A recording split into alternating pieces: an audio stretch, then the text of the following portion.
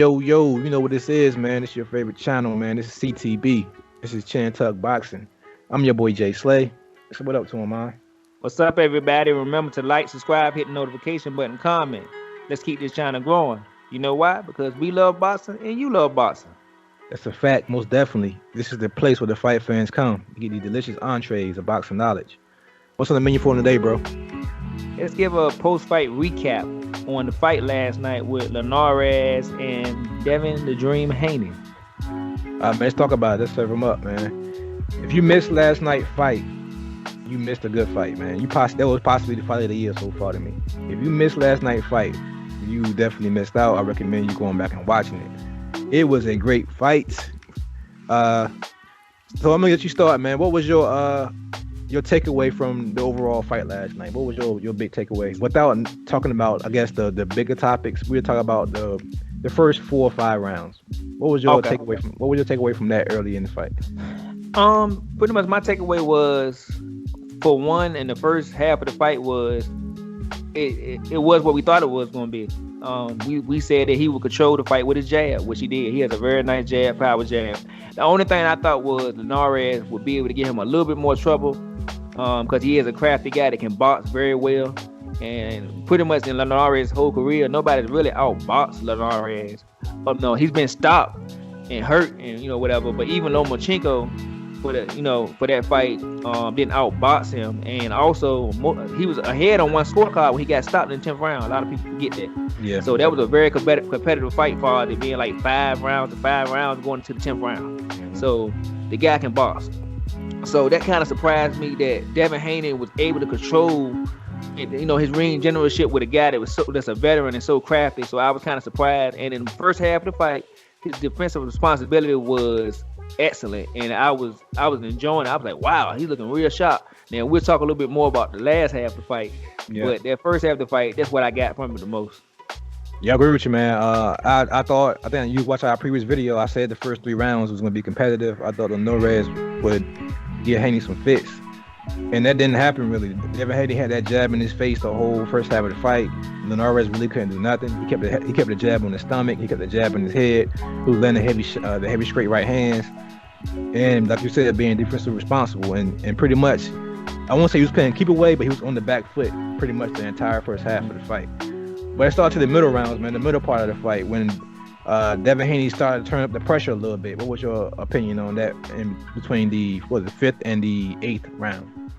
My first thought was, in reaction was, damn, Devin Haney is pretty damn strong physically for 135 pounds at 22 years old. He seemed strong. He was starting to bully Linares a little bit, and I thought it was the beginning of the end because he was starting to come forth, and I said, man, that was a good-ass game plan. He boxed. He put in his deposit to the body. He broke him down a little bit. Now, he failed Linares' shots in the early part of the fight. He took them pretty well. And he was starting to put the pressure on him and, put more, he was sitting down on his shots a little bit more, going to the body, going to the top, mixing the jab in still. And at that point, I really thought my prediction would come out right on time because it was like the 6th or 7th round. I saw it in Linares, his body language. He caught like a shot to the stomach by the rope. Mm-hmm. And he kind of just fell back to the rope. And you could see it took a lot out of him. And he was kind of covering up. And I said, yeah.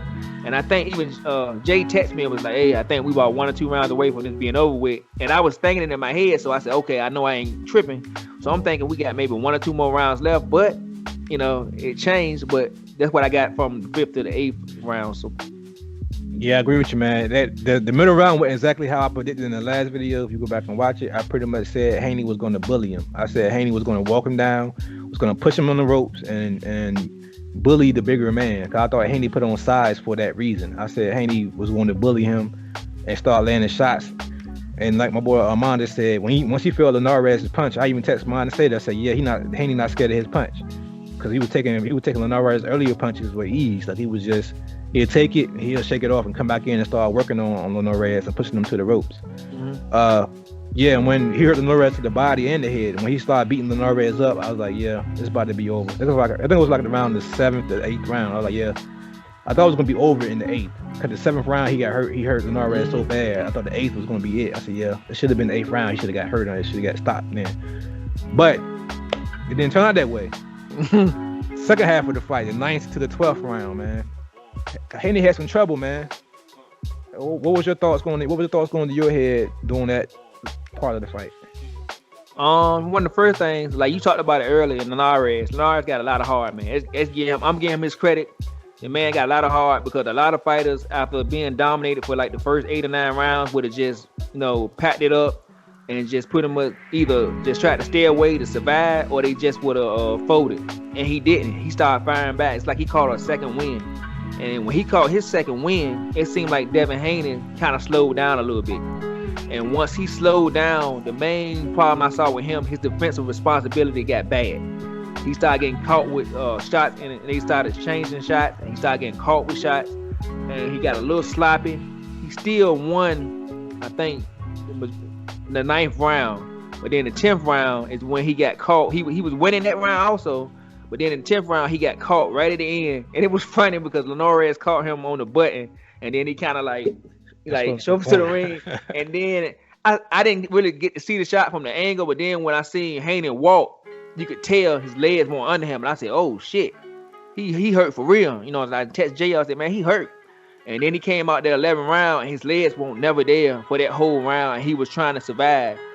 And one of the other things I seen is that I'm a little afraid of for Haney in the future is his power punching still hasn't got there yet. And I'm starting to think maybe he's just not going to be a power puncher. I don't know. He got a little pop to his shot, but it seems like he's having a hard time pitting these guys away as he goes up in his competition. So I'm a little worried about that. And as far as his chin, I'm not too worried about that because Linares can punch, and he caught him clean on the chin. If you see it again, and he ate it, he didn't go down, he didn't fall down. So for Ryan Garcia to come out and say what he said, when you got knocked on your ass, and even Lopez had that fight before Lomachenko, or 2 fights for Lomachenko when he fought the tall guy. I think the guy that Lomachenko was fighting next. And pretty much he got beat up real bad that fight. It was bruised up. He said, "I ain't never want to fight nobody tall again. I don't want to do that again." So he had, so I feel like it was a learning experience for Lopez. It was a learning experience for Garcia, and this is the learning experience for Devin Haney. They're all young, they're all growing. These are all young guys, so it's exciting for boxing. But I think overall he had a great performance. I think he did good. I still think he needs to work on as far as his stamina slightly for the back end of the fight, and I think he also needs to. Oh, I know one more thing before I wrap it up. I told you last when we did our predictions, I said one of his weaknesses was his mindset.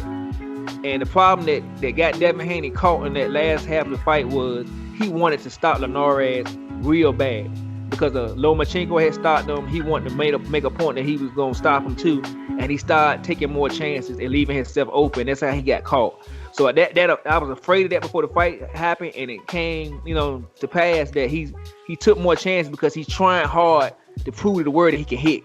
Even after the fight was over, he seen him in the post fight. He pulled Linares to the side and said, "Who hit harder, me or Lomachenko?" Mm-hmm. So I understand he's 22, but he's still worried about that about his power.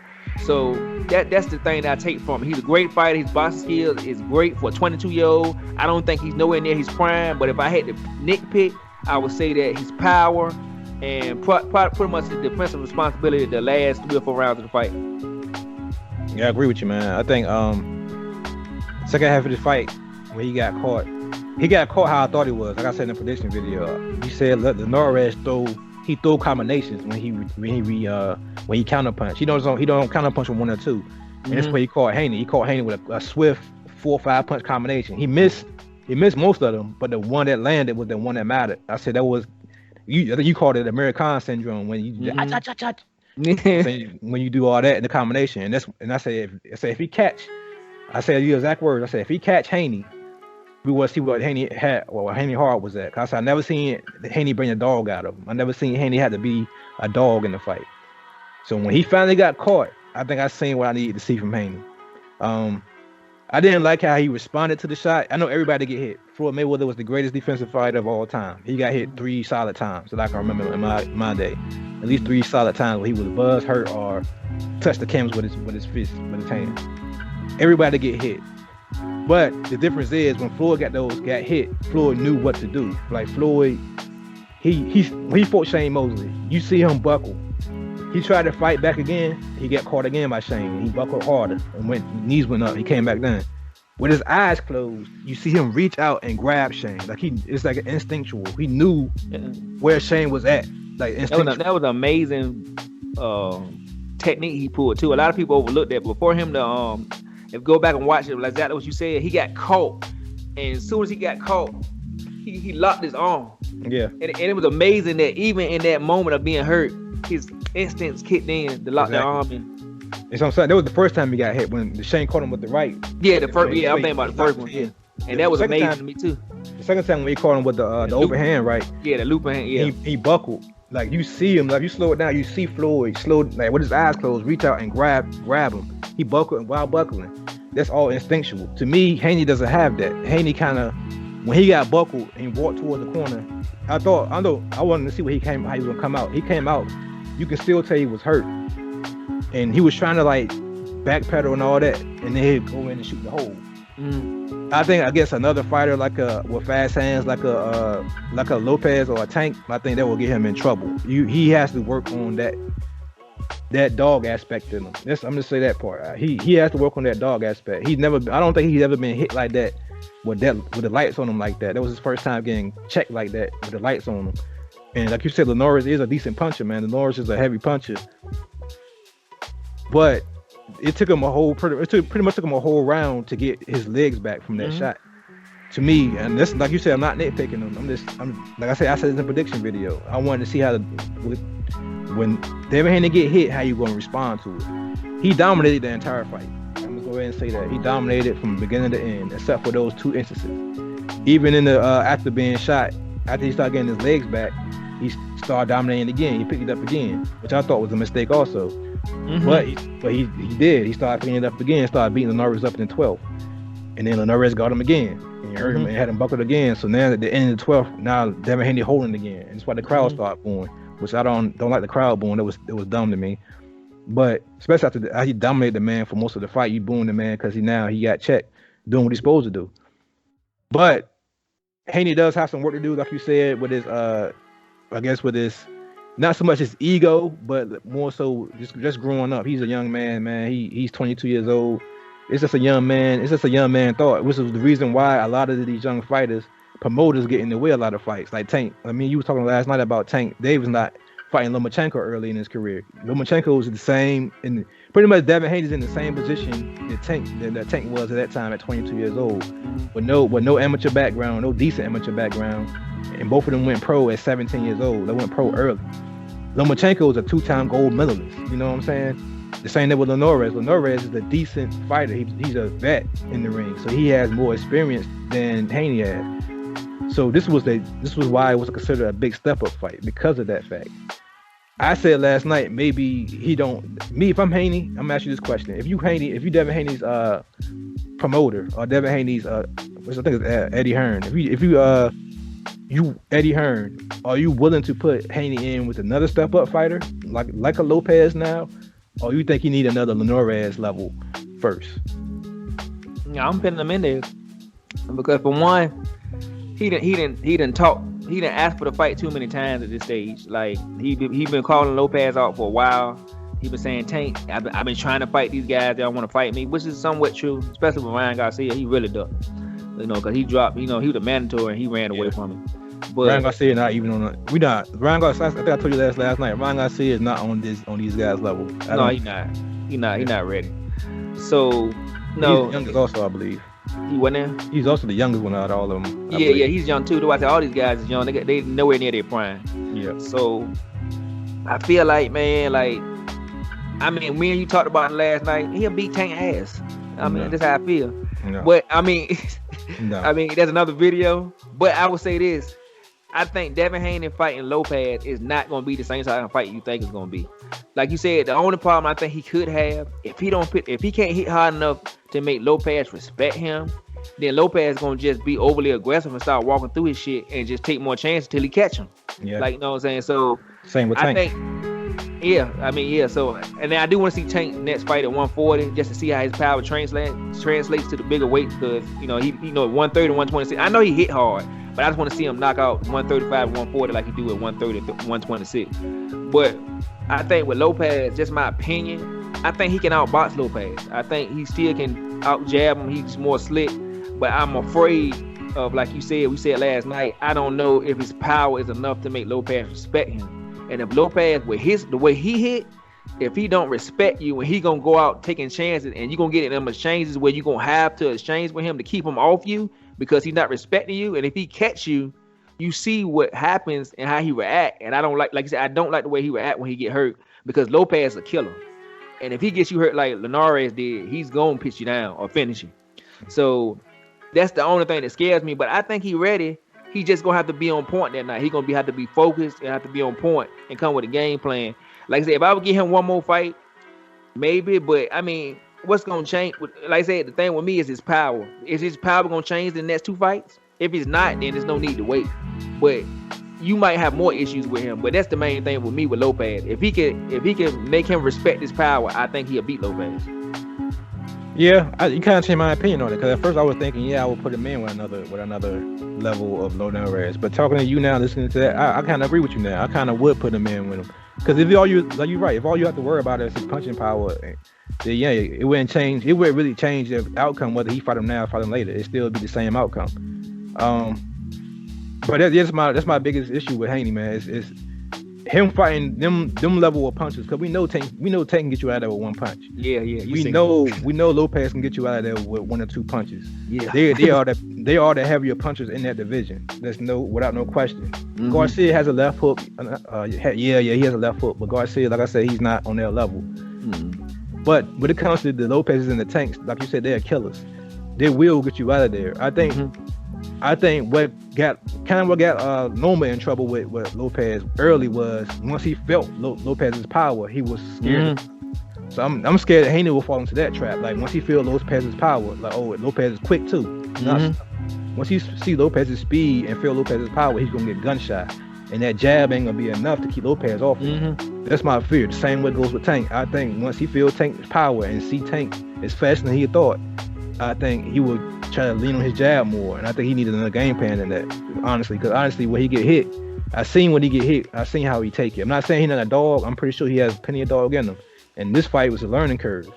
Mm-hmm. But like you, that's my only concern with him. Other than that, man, he had a spectacular performance, man. Like he shined through, man. He looked like a little Floyd out of me. He looked like a young Floyd. Just, you know what I'm saying? Defense responsibility was on point and all that. But that's to be my only tidbit from him, man. But other than that, man, he's still top 3 in the division to me, hands down. Mm-hmm. No question at all.